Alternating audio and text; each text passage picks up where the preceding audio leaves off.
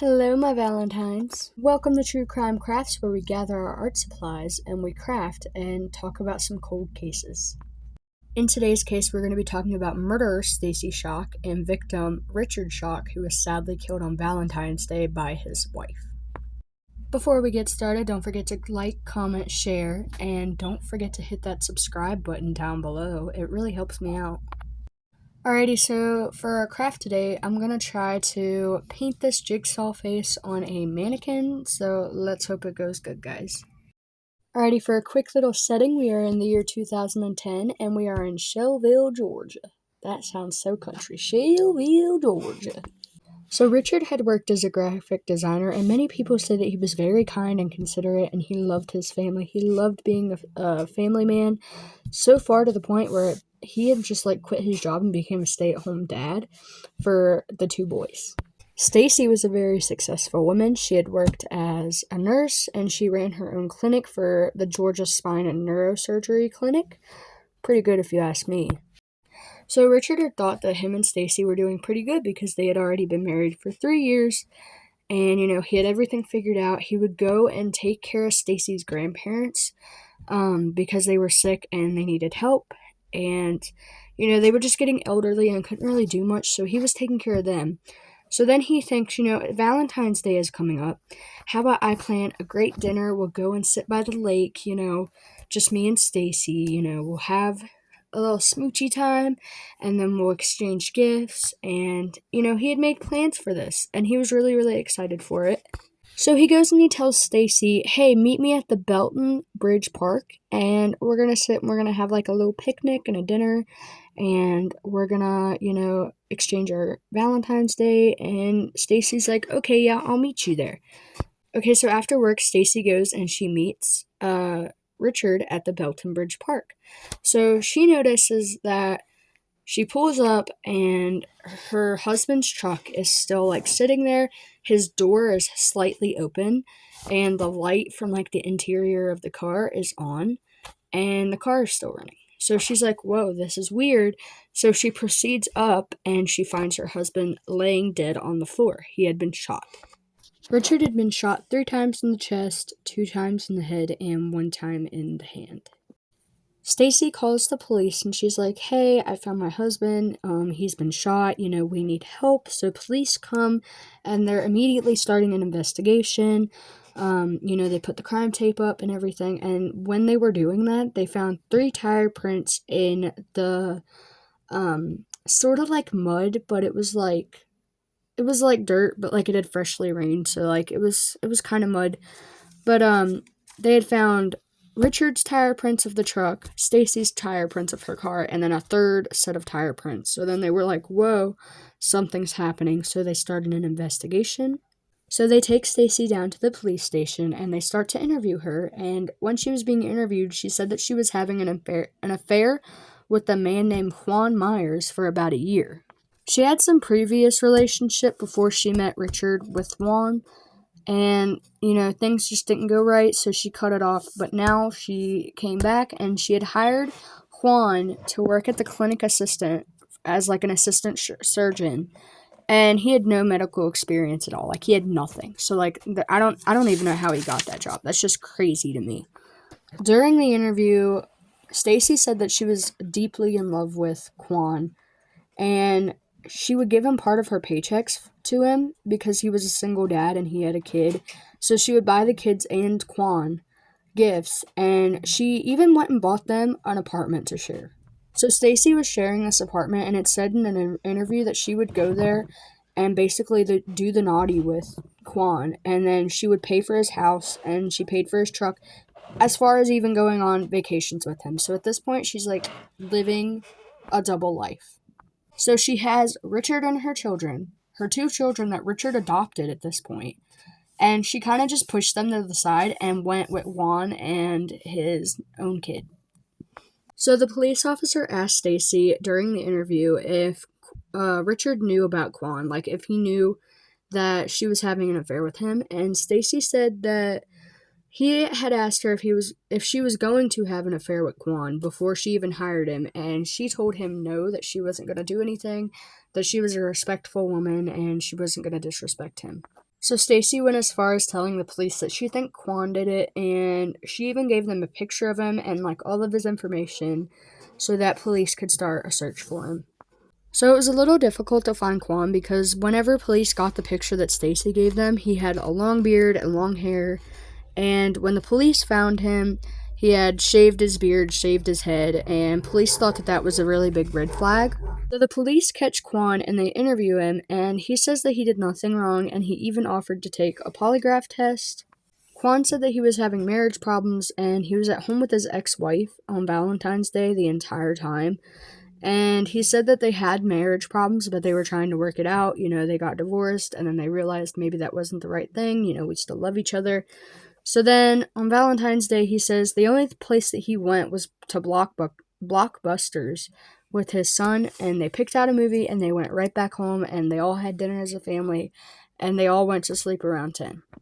So to prove that Quan is telling the truth, they pull in his ex-wife and she says that he was there with her the entire night. He was like by her side. And she said that she had thought that it was kind of weird of Stacy to be paying for his house and his truck and, you know, buying gifts for all of them and coming on vacations and everything. And she said that it was a little weird, but she said that he was there the entire time. So, you know, Quan and his ex-girlfriend are clean, they get him out of the station, and they move on. So it goes quiet for a few weeks until they get a tip.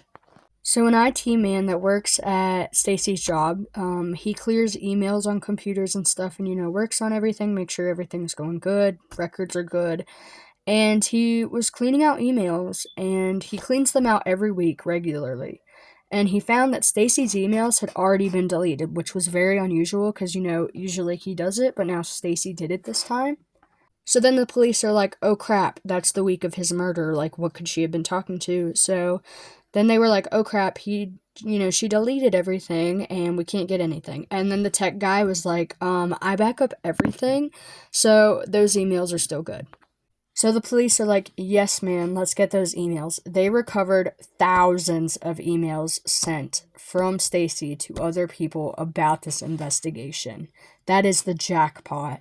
So they do a little digging and they found that Stacy had transferred $8,902 to a woman named Lenita Ross weeks before the murder had happened. $8,902. That's crazy. And then 2 days before the murder, 1,100 had been transferred to the same woman. So it all adds up to $10,000 at the end to the same woman. Weeks, days before the murder. Alrighty, so now they gotta pull in Lenita. So they pull in Lenita and she's like, yes, I'm a co-worker of Stacy's. I'm also renting one of Stacy's houses. And Lenita claims that she had to repair Stacy's home and Stacy was paying her to fix a water line leak. So then police are like, well, that's kind of weird.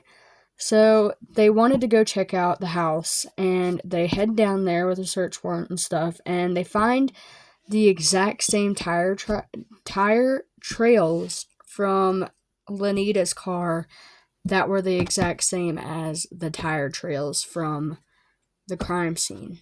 So then police take a mental note of this because they really can't take in somebody for the same tire tracks because they can't really say that it was the exact same car because a lot of cars can have a lot of different tires and stuff. So a few weeks later, though, Stacy's cousin calls the police and she's like, hey, I recognize that car that Lenita has. It's my grandparents'. Stacy was supposed to sell it and give the money back to the grandparents to pay the medical bills. And she said that Stacy had sold the car but never gave any money to the grandparents. And this was about the time that the murder had taken place, around the week. So then police are also like, oh, let's take another mental note of that. And they're like, all right, Stacy's getting in some deep trouble. So now police are looking into Stacy and they realize that she took $500,000 of life insurance from Richard and put it into her own savings. Alright, so now they're like, alright, let's look into Stacy a little bit deeper, and they look into her phone records and her saved contacts, and then they also take the registered phone numbers that were hitting off the poles of where Richard was murdered, and they found a number saved for Reggie, aka Mr. Results. Alrighty, so I'm just going to say it this way because it's a little bit confusing, but Mr. Results, aka Reggie, was called at 8:40 p.m., an hour before the 911 call, on the scene of the murder. So because he made a phone call, it got pinged to the closest tower to the murder, and then that number that got pinged was also in Stacy's phone saved. So then they were like, oh my gosh, these are connected. So what ended up happening was Reggie killed Richard, and then he called Lanita, and then Lanita had texted Stacy and said, and I quote, "I forgot to tell you I'm not coming into work tomorrow. By the way, happy Valentine's Day," end quote. And then Stacy headed out to the crime scene. That was like their little code. Turns out Reggie is Lanita's boyfriend, also father of her child. So police were trying to catch all three at the same time. That way they didn't have time to tell lies or, spread stories or stuff. But Stacy had ended up getting away because an office lady at the hospital told her that the police were after her. So in the end, they all ended up lying, and Reggie said that he was offered money by Stacy, and then Lanita said that she was offered the deed to her house that she was renting from Stacy. Stacy said all the reason that this happened was because her son had told her that they were getting sexually assaulted by Richard, and then she had asked Lanita what to do, and Lanita said that she had somebody who could take care of it and that could help. So Lanita had told Reggie, and Reggie was like, oh, I can kill him, and Lanita had gave him the money from Stacy, and Stacy had given Reggie some money to buy a gun. And then out of the blue, Stacy comes up and tells the police that she had misunderstood. Her sons never were sexually assaulted. They meant that that Richard was a stern guy and he was upholding and stuff.